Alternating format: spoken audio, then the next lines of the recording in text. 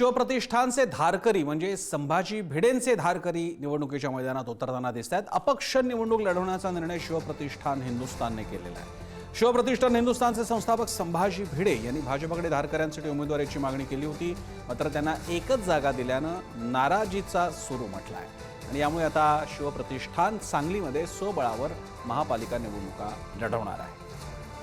हिंदुत्ववादी, लव जिहाद, गोरक्षा यासह अनेक मुद्द्यांवर शिवप्रतिष्ठान हिंदुस्थानचे धारकरी काम करत असतात।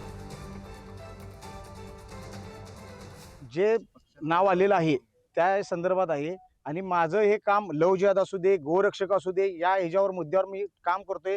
हिंदूंच्या सर्व माझी ग्रुप तयार केलेला आहे, चांगली एक टीम वर्क आहे। हिंदुत्व सर्व कार्यकर्त्यांचं मत आहे की आपण चांगल्या प्रकारे एक माझ्या मागे सर्वांचं हे आहे की तू राहुल दादा आपण माघार घ्यायची नाही, पूर्ण अपक्ष आपण थांबायचं ही भावना आहे। उमेदवारी अर्ज दाखल केला लढणार? हो, उमेदवारी मी दाखल केलेली आहे। जर नाही झाले तर मी अपक्ष लढणार।